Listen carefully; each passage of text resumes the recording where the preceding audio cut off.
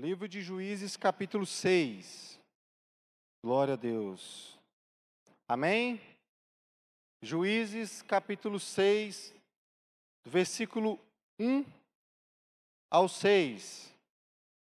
Diz assim: O povo de Israel pecou contra Deus, o Senhor, e por isso ele deixou que o povo de Midian os dominasse durante 7 anos.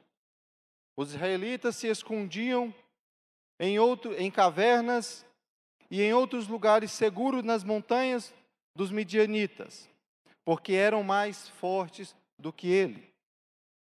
Todas as vezes que os israelitas semeavam, os midianitas vinham com os amalequitas e os povos do deserto e os atacavam.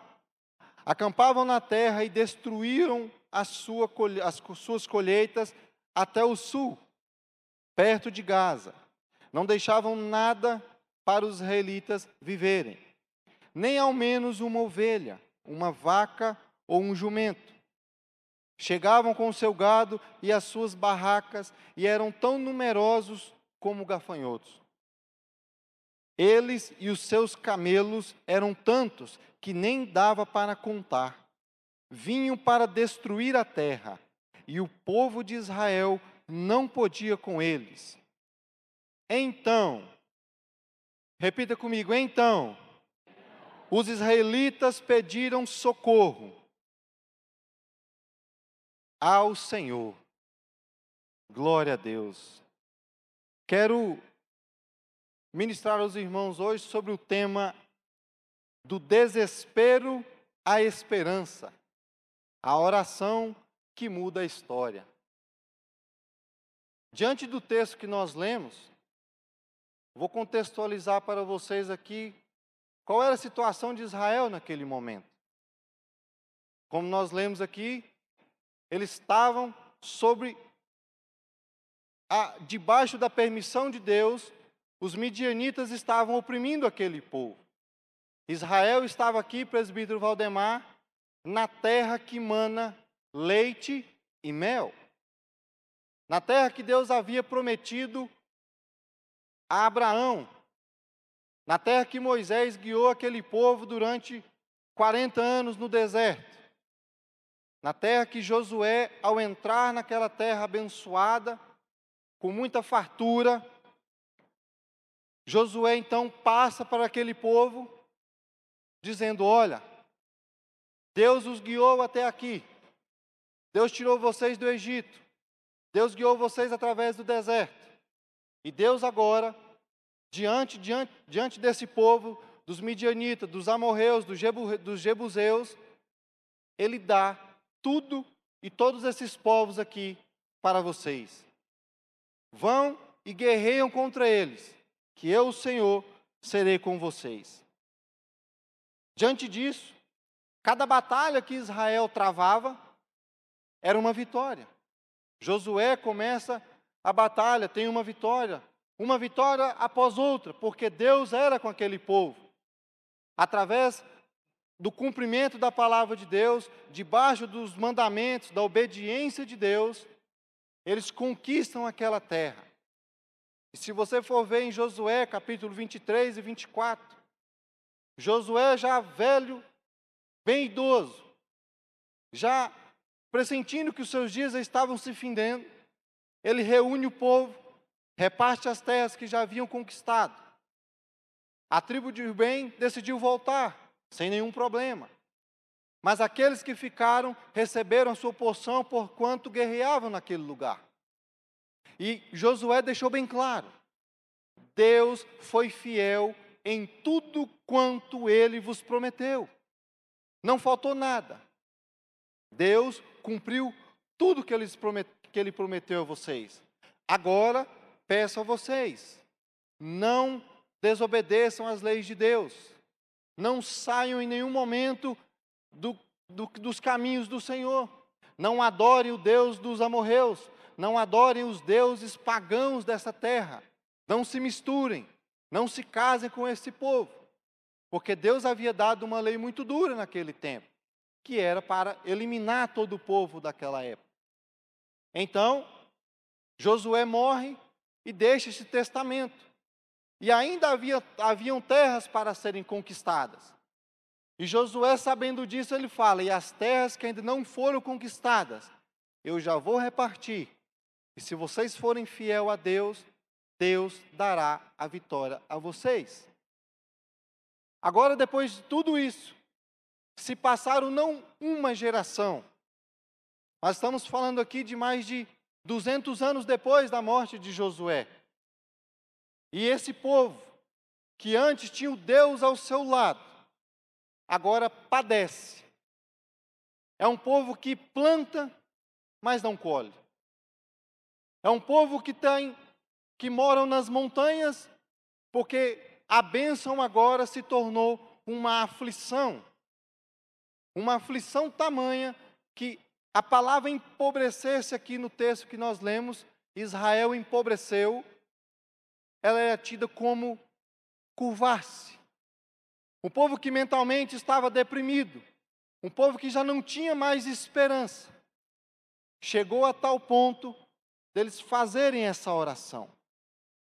E o primeiro ponto que eu quero tratar com vocês aqui é que aquele povo não percebeu, mas eles estavam passando por uma disciplina do Senhor, porque a obediência parcial e a disciplina de Deus pode parecer suficiente para alguns, mas para Deus nos mostra que Deus não se satisfaz com obediência incompleta.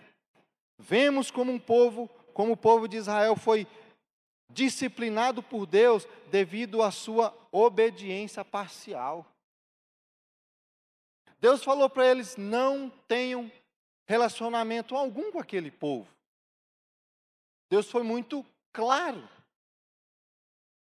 E passou-se o tempo, uma terra de fartura, o povo se esqueceu deste mandamento. Por quê?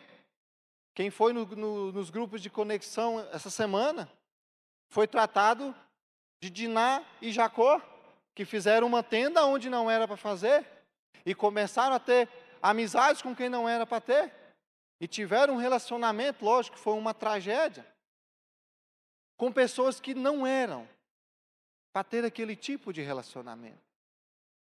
Israel não estava percebendo até então que o fato dos midianitas, que era um povo que era para ter sido eliminados 100% daquela terra, cresceram. E aqui está um ponto que eu quero tratar com vocês, de que obedecer a Deus de forma parcial tem um perigo muito grande, que aquele tiquinho que nos resta, ele pode crescer. É como o pecado, que uma vez olhado, ele é gerado no nosso coração, e aquilo vai se alimentando, vai crescendo, e quando é consumado, ele gera a morte. Aqui, a opressão em meio a uma bênção, a uma terra abençoada com fartura, agora estava um povo escasso. Um povo tão escasso, padecendo das coisas numa terra que manava leite e mel. Um povo que agora também não estava com ânimo. Quem é que tem ânimo? Você planta, você trabalha, você luta e você não vê o resultado daquilo. Logo acontece um problema, mina todas as suas forças, leva todo o seu sacrifício por água abaixo. E, segundo Crônicas, capítulo 24, verso 20, está aqui um dos motivos, porque transgredis os mandamentos do Senhor de modo que não prosperais, porque abandonastes do Senhor, e Ele vos abandonará. Veja que Israel estava padecendo aquilo, porque haviam abandonado os mandamentos que haviam sido passados por Josué, lá atrás. E esses mandamentos não foram passados de geração em geração, de modo que a geração de Gideão só conhecia a Deus de falar. Então, o primeiro ponto que eu quero tratar com vocês é a obediência parcial e essa disciplina de Deus. Israel vivia escondido e cheio de medo e escassez. E nessa obediência parcial, Deus nos levará às consequências. é importante lembrar que Deus não se satisfaz com essa obediência incompleta e que Ele exige de nós total e sincera obediência. Ele nos quer por completo. Ele não nos quer 90% do tempo. Ele nos quer 100% dedicados a Ele. A Bíblia vai dizer que Deus não divide a sua glória com ninguém. E nós somos o povo eleito do Senhor. Então, dada essa obediência parcial, um segundo ponto que eu quero tratar com vocês, o clamor do povo e a resposta de Deus. O povo, quando clama, Deus vai responder. Não há oração sem resposta. Toda oração tem uma resposta. E em meio à dor, Israel clama a Deus. Deus enviou então um profeta para lembrá-los da sua fidelidade passada. E então Deus se revela. A fidelidade do povo lá na saída do Egito. O povo lá na caminhada do deserto. Muitos, se não 99%, ficaram no deserto por murmuração, por falta de fé. Logo esse povo falava, olha, Deus tirou nós da terra do Egito para morrer aqui no deserto. Lá pelo menos tínhamos carne com cebola, éramos escravos, mas comíamos bem. Meu irmão, Deus abençoa. Vem na hora certa, só um minutinho, igreja.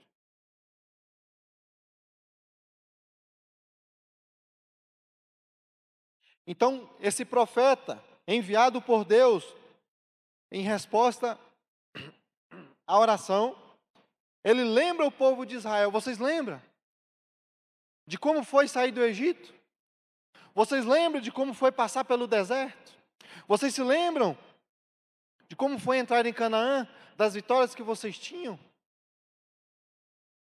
Veja que o poder de um clamor sincero atrai uma intervenção de Deus, mas as respostas também nos lembram que a sua disciplina tem o objetivo de nos corrigir e de nos levar de volta ao caminho.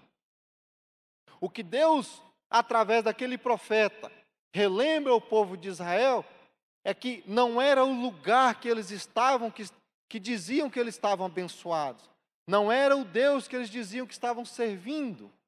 Porque Israel naquele tempo estava servindo aos deuses dos amorreus. Mas era o Deus dos exércitos. Era o Deus que os tirou do Egito. Era a presença de Deus no meio daquele povo, aliada com a obediência daquele povo à palavra de Deus. Quantas pessoas se perdem, irmãos, quando são abençoadas? Quando estava em Brasília, o pastor deu um testemunho dizendo que passou tempos orando por uma pessoa passar num concurso público. E essa pessoa passou. Ele recebeu a bênção. Logo depois que ele recebeu aquela bênção, ele começou a dizer, mas por que eu tenho que ir, hein? À igreja? A tirar parte do dízimo. Ele começou a questionar a fidelidade a Deus agora. Quando nós recebemos a bênção, é que nós temos ainda que nos observar, para que nós não venhamos a entender que agora já está o suficiente. Então agora, esse clamor de Deus, ele lembra que Deus foi fiel no passado e que nós é que nos afastamos dele e que nos tornamos infiéis a ele, servindo aos deuses presentes. Logo então Deus chama Gideão. Agora já continuando logo após os versículos que eu li, do verso 11 ao 16. O Senhor chama Gideão e fala, o Senhor é contigo, varão valoroso. E Gideão diz, expressando uma inconformidade com a situação muito grande. Gideão fala, se o Senhor é conosco, por que padecemos tal aflição? Por que os midianitas vêm e tomam tudo que a gente planta?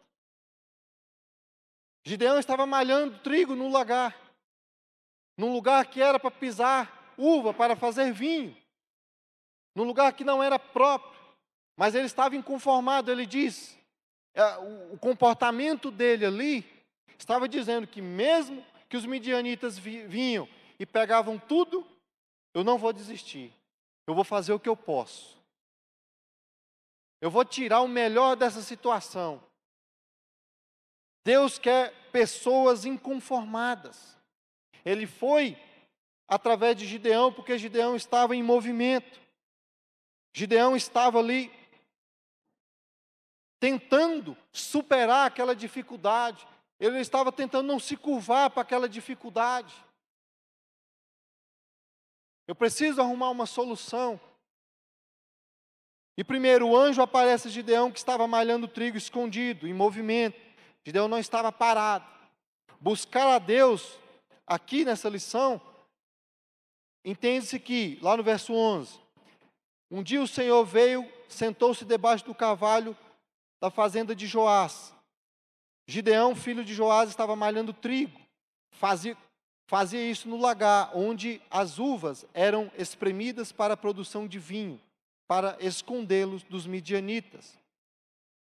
O anjo do Senhor aparece e fala: o Senhor é contigo, varão valoroso. Ah, meu Senhor, se Deus é conosco, por que aconteceu tudo isso com o meu povo? Onde foram parar todos os milagres que nossos pais contaram? Com os que aconteceram com o Senhor libertou do Egito. Porém agora o Senhor deixou o meu povo desamparado e entregue ao domínio destruidor dos midianitas. Veja que ainda havia um resquício das histórias, dos milagres, do poder de Deus na vida daquele povo, dos milagres e maravilhas que Deus havia feito naquele povo. Gideão expressa aqui que ainda havia uma chama acesa dentro dele. Onde é que está Deus diante dessa dificuldade? Onde é que está Deus diante dessas aflições que estamos passando? Meu Deus, aonde que está? Por que estamos padecendo por isso? Agora, dentro desta aflição, buscando a Deus com mais intensidade, essa lição, precisamos examinar a nossa vida e as nossas prioridades, descobrir novas coisas sobre nós mesmos e sobre Deus, desenvolver uma fé mais profunda e autêntica. E assim Deus trabalha com Gideão. Gideão fala: olha, a minha casa não é tão grande, por que o Senhor está me chamando? E Deus encoraja Gideão. Vai na sua fé. Eu sou contigo, sou eu quem está te enviando, lá no verso 14. Gideão, porém, Senhor, como posso livrar Israel? O meu grupo de família é o mais pobre da tribo de Manassés, e a minha família, eu sou o menor. Um complexo de inferioridade. E Deus gosta dessas pessoas que se sentem o menor, para Ele confundir aquelas pessoas que se sentem grandes. Deus muitas das vezes nos chama para superar desafios, muitas das vezes é porque nós somos de fato incapazes de realizar tal coisa, mas é para que a glória dEle e o poder dEle se sobressaia naquela situação, para que nós possamos ser apenas um instrumento, para que a glória dEle se manifeste e Ele possa mostrar para aquele povo que é a presença dEle e é obedecer ao mandamento dEle que a vitória vem, que o medo não sobressai, que essas aflições que tomam conta das bênçãos, que o inimigo não venha ter força sobre nós mediante essas dificuldades. E Gideão, mesmo se sentindo o menor, Deus fala: vai na sua força. Se de fato o Senhor vai me ajudar, faça algum sinal. Porém, espere aqui, no verso 18, enquanto eu vou buscar uma oferta. E o Senhor responde: esperarei até você vier. E agora eu passo para o próximo tópico. O quarto sinal aqui, depois de Deus levantar a autoestima de Gideão: eu sou contigo, Gideão. Vai na sua fé, não vai acontecer nada com você. E agora o quarto sinal aqui, os sinais da presença de Deus, o fogo vindo do céu. Gideão vai pedir uma confirmação e Deus responde com fogo conforme a sua fé. Veja que Gideão vai lá, pega um cabrito, ele sacrifica esse cabrito, e pega a gordura e coloca numa panela. Ele faz também pão sem fermento, e coloca diante do anjo como uma oferta, e o anjo fala: coloca aqui nessa pedra. E o anjo toca naquela pedra, e sai um fogo. E aquele fogo consome o sacrifício. Quando nós somos chamados por Deus, ou estamos sendo usados por Deus, diante dessas dificuldades que vamos enfrentar ou estamos enfrentando, nós também temos que fazer um sacrifício. Um sacrifício que agrada a Deus. Um sacrifício de acordo com a sua palavra. Deus aceitou o sacrifício de Gideão, porque o fogo desceu. O fogo naquela época era um sinal de que Deus aceitou o sacrifício, de que Deus era com Gideão. E antes da vitória contra os inimigos, era necessário destruir os ídolos dentro de casa. Veja que após esse sacrifício que Deus aceitou de Gideão, agora Deus vai moldar Gideão. Só que antes dele ir para a sociedade lá fora, para o povo como um todo, ele vai tratar Gideão de uma forma particular. Porque a mudança primeiro, começa em nós, para depois ser através de nós. Se vocês forem discorrer no capítulo 6, Gideão vai lá na sua casa, destrói os ídolos de Baal. Gideão começa purificando toda a sua casa. Ele começa então, o próximo tópico aqui, a preparação para a vitória. Quando você começa a fazer isso, a trazer uma reflexão sobre a sua vida, você começa a fazer o que nós fazemos aqui todo domingo, né? Examinar e pois o homem a si mesmo. Como eu tenho adorado a Deus na minha casa? Como eu tenho adorado a Deus e servido a Deus no meu trabalho? Como eu tenho adorado, servido e representado a Deus na nação e na sociedade que eu estou inserido? É uma reflexão em si mesmo. E Deus trata isso com Gideão. Gideão vai lá e derruba o altar de Baal, corta o poste ídolo e levanta um altar ao Senhor, Deus de Israel. E esse altar ele coloca o nome de O Senhor é Paz. O povo de Israel estava aflito por causa dos midianitas. E Deus é um Deus de paz. O nosso Deus é um Deus de paz.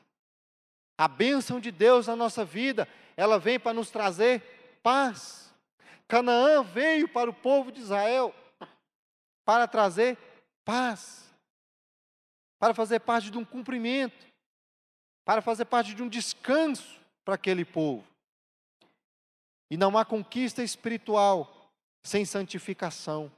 É preciso quebrar os altares errados para levantar o altar ao Senhor. Meus irmãos,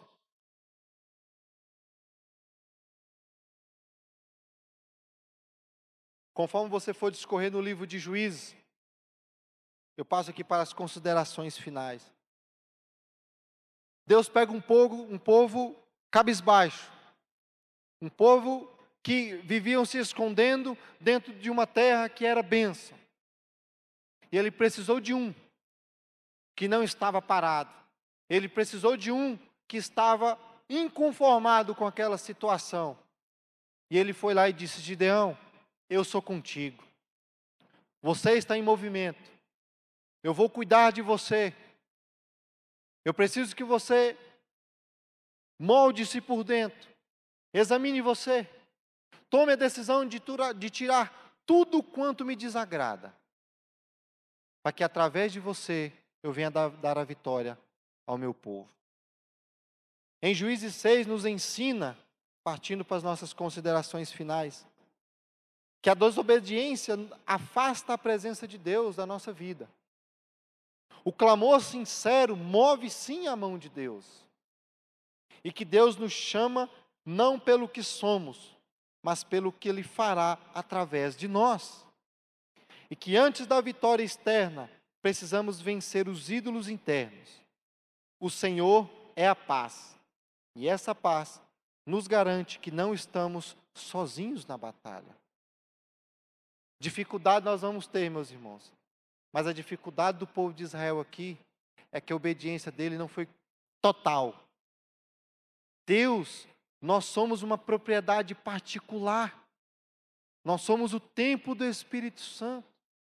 Hoje nós não podemos matar aqueles que adoram outros deuses, que adoram as imagens, os ídolos da Umbanda, da Macumba. Nós não podemos fazer isso.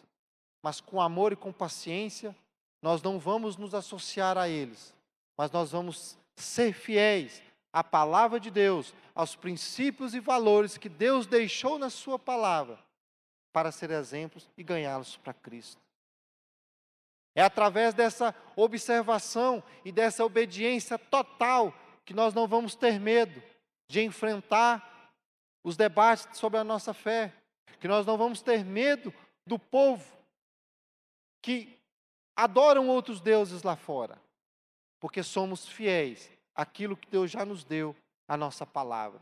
Só assim o mundo lá fora não vencerá. A Bíblia diz para nós não sermos amigos do mundo. Israel naquele tempo foi amigo daquele povo daquele tempo. Foi amigo do mundo. Aquele que se constitui amigo do mundo é inimigo de Deus. É o contrário. Israel amou os deuses daquele tempo. Israel começou a praticar um tal de sincretismo religioso. Não. Deixa eles lá. O importante é o amor. Todo caminho leva a Deus. Não, é só um caminho que leva. E a partir dessa parcialidade, minou-se a presença de Deus. E uma vez que é minada a presença de Deus, aonde não impera a luz, impera a escuridão. Aonde não impera o calor do fogo do Espírito Santo que aquece nossos corações, impera a frieza espiritual. E uma vez que estamos afastados de Deus, irmãos, nós somos aflitos, afligidos, nós somos amedrontados pelo leão que ruge ao nosso derredor, para nos desequilibrar e nos desestimular. Amém? Essa é a mensagem que eu tenho para vocês. Parcialidade não, totalidade, na obediência aos mandamentos de Deus. Você é um instrumento de Deus. Deus quer sim. Não pense que você é o menor. Não pense que você é fraco. Deus te capacita. Deus tem um compromisso com você. Ele conta com você. A vitória é sua. Em nome do Senhor Jesus. Amém? Glória a Deus.